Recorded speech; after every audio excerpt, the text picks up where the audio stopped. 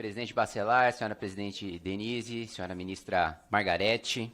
Eu quero começar dizendo que tem um filme argentino que eu gosto bastante chamado Cidadão Ilustre.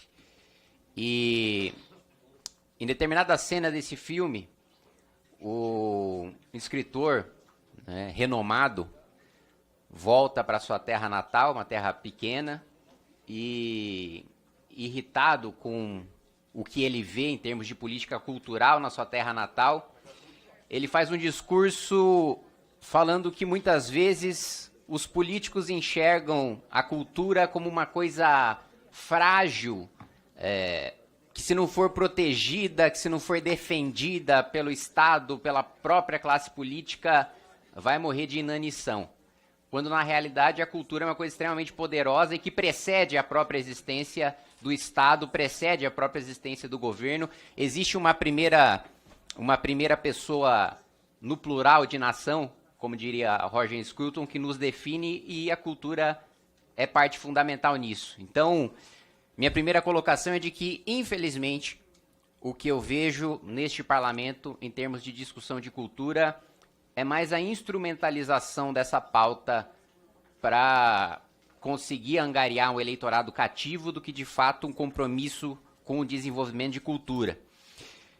E quero também citar o deputado que me antecedeu em relação sobre não se falar, né, de política cultural, né, dos parlamentares que questionaram aqui, não centrarem os seus discursos em política cultural. Eu devo lembrar ao parlamentar que nós estamos aqui numa reunião conjunta, né, e que a razão pela qual os parlamentares que discursaram antes de mim falaram foi a razão da convocação do convite feito pela Comissão de Fiscalização e Controle. Então, portanto, os questionamentos são em relação à fiscalização, ao uso de recursos públicos, às ilegalidades que estão sendo levantadas no convite. Então, é natural que o discurso seja mais incisivo em relação às ilegalidades do que à política cultural em si. Mas ainda insistindo no debate sobre política cultural, e pegando as aspas do deputado que me antecedeu sobre uma defesa de terraplanismo cultural, o Brasil fracassou em relação à política cultural. E o Brasil fracassou não apenas agora, no governo Lula. Aliás, é evidente que nos últimos 40 anos, o Partido dos Trabalhadores tem a maior responsabilidade, porque foi o partido que nos governou por mais tempo, mas isso passou por governo Bolsonaro, passou pelo governo Sarney, passou pelo governo Collor, do fracasso da nossa política cultural. Olha onde nós estávamos, veja o quanto nós tínhamos de influência cultural em relação ao resto do mundo há 40 anos, e o que tinha a Coreia do Sul. Agora vamos nos comparar, e eu sou adepto de direito comparado e de políticas públicas baseadas em evidência. Vamos comparar onde o Brasil está posicionado hoje e onde a Coreia do Sul está posicionada hoje. As nossas políticas culturais fracassaram, e a gente insiste no fracasso, e a gente renova políticas públicas temporárias que fracassaram, que não tem gestão, que não tem responsabilização dos agentes políticos responsáveis por essas políticas, que não há nenhum tipo de metrificação, e quando se fala em qualquer tipo de avaliação é um escândalo, porque dizem que é uma coisa subjetiva demais para ser avaliada enquanto política pública, porque se trata de cultura. Mas, enfim, a verdade é que a gente fracassou na gestão, a gente fracassou no investimento, a gente fracassou em todos os setores, e não à toa que a gente foi passado para trás, como em tantas outras áreas do Brasil foi passado para trás. Seguindo em relação aos requerimentos que nós estamos tratando aqui, por isso a ministra está aqui presente, falando sobre Lei Rouanet. E aqui eu quero concordar com o deputado Jordi, com o deputado Zucco, quando eles falam sobre prioridades. Sem dúvida nenhuma deve haver uma política de Estado de promoção à cultura. Agora, essa política de Estado deve levar em consideração a realidade em que a gente vive. Não sei quantos dos meus colegas tiveram a oportunidade de ler a nota da Consultoria de Orçamento da Câmara e do Senado, que mostra que nós não vamos ter dinheiro nenhum, zero, para a política ambiental em 2027, para a política cultural em 2027, para investimento em infraestrutura em 2027, ou mesmo para garantir piso de saúde e educação em 2027, devido à armadilha que o próprio governo criou para si mesmo com a PEC da transição e com o arcabouço fiscal. Portanto, a previsão que nós temos, a trajetória que a gente tem de gasto, é de basicamente não ter mais nenhum gasto discricionário. E são justamente nos gastos discricionários que a maior parte dos investimentos em cultura se encontram. Dito isso, nós já começamos, né, o governo Lula com uma autorização de captação de Lei Rouanet na ordem de 16 bilhões de reais, o maior em 21 anos. Esse investimento é o dobro do que a gente teve no orçamento da União para saneamento básico, num país em que 50% da população não tem esgoto tratado. O dobro do orçamento previsto para transporte público, num país em que a maior parte, mesmo num estado considerado desenvolvido, como o estado que eu represento, o estado de São Paulo, o transporte público é absolutamente precário. 4 vezes o orçamento da farmácia popular, 4 vezes o orçamento do CAPES, maior do que todo investimento em ciência e tecnologia. E antes que alguém que vai falar depois de mim tente refutar falando em números absolutos de gastos, eu estou falando de investimento, não estou falando de gasto corrente. Para além disso, nós tivemos ainda o uso, e se nós vamos utilizar a legislação de política de incentivo à cultura, deve ser incentivo à cultura nacional, entendo. E eu queria questionar a ministra em relação ao uso desse dinheiro para promover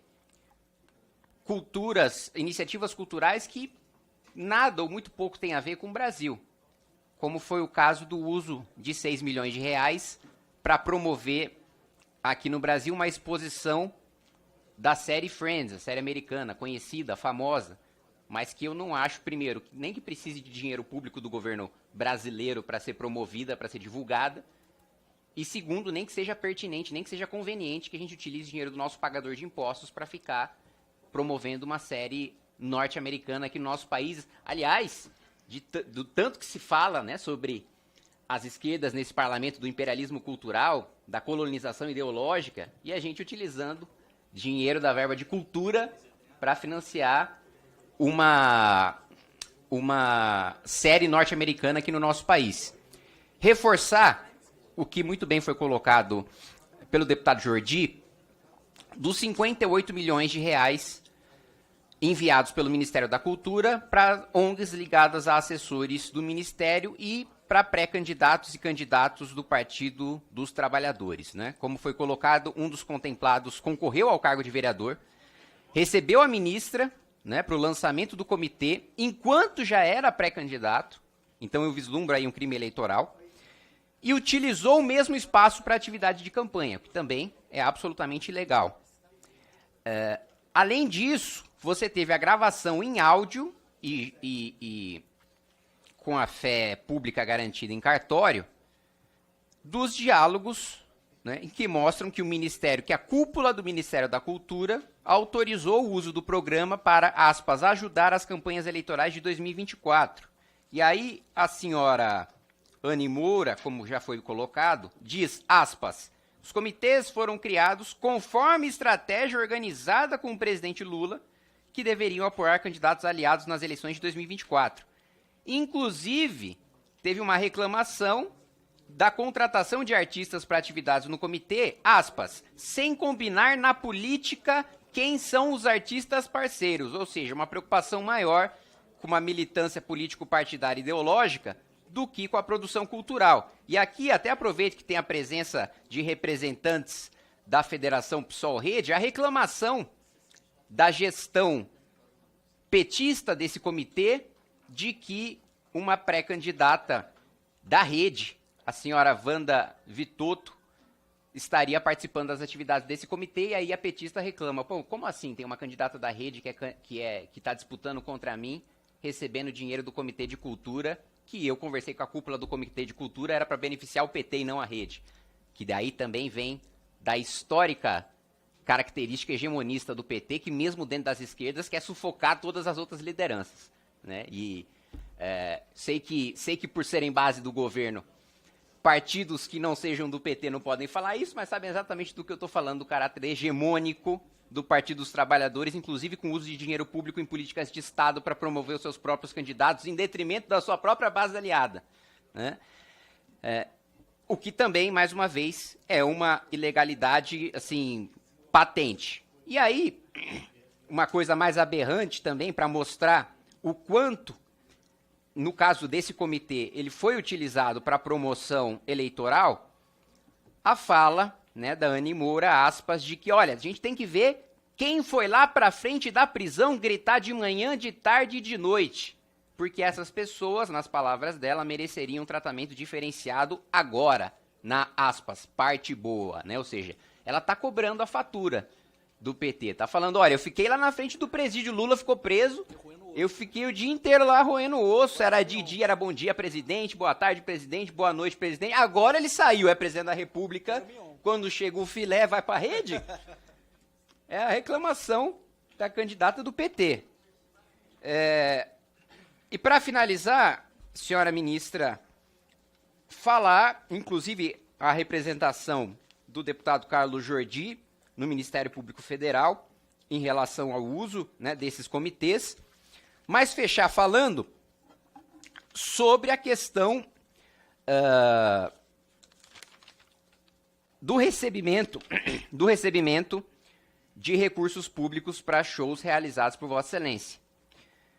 E eu quero reforçar aqui, a nota do Ministério da Cultura, ministra, diz que houve uma consulta à Comissão de Ética da Presidência da República e que nessa consulta, né, houve aval para que Vossa Excelência pudesse performar nesses shows, nesses eventos.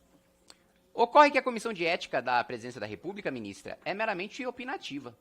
Não tem caráter vinculante, não tem o poder de blindar juridicamente ninguém. Vossa Excelência pode ser responsabilizada, inclusive há ação judicial, ação popular contra Vossa Excelência, na esfera administrativa, na esfera civil, na esfera criminal, na política, na Lei 1079. Então, o caráter opinativo da Comissão de Ética da Presidência da República de nada vale para a responsabilização do CPF de Vossa Excelência. Daí a necessidade de uma resposta que vá além do a Comissão da Presidência de Ética da Presidência deixou, porque ela não tem o poder de deixar ou não deixar. Ela opina e palpita para que você tome a atitude que ela considera juridicamente melhor para Vossa Excelência. Mas ela não tem o poder de blindá-la de ações judiciais e de responsabilização por isso. Um ponto, aliás, que eu esqueci de colocar sobre Lei Rouanet, foi emitido um ato normativo pelo Ministério comandado por Vossa Excelência, ordenando, orientando todos os eventos financiados com Lei Rouanet que passem um filme, que passem um vídeo sobre a Lei Rouanet. E esse vídeo contém Vossa Excelência como uma das protagonistas. Isso, ministra, eu quero questionar se não viola, ao menos um pouco, no parecer de Vossa Excelência, o princípio da impessoalidade previsto na nossa Constituição Federal. Exigir que todos os eventos financiados contenham a imagem de Vossa Excelência. E, por fim, questionar sobre essa criação dessa Netflix estatal, considerando já o traço que nós temos na EBC, nós vamos ter mais dinheiro público jogado no lixo para o traço que a gente vai ter na nossa Netflix estatal do governo Lula. Obrigado, presidente. Obrigado, ministro.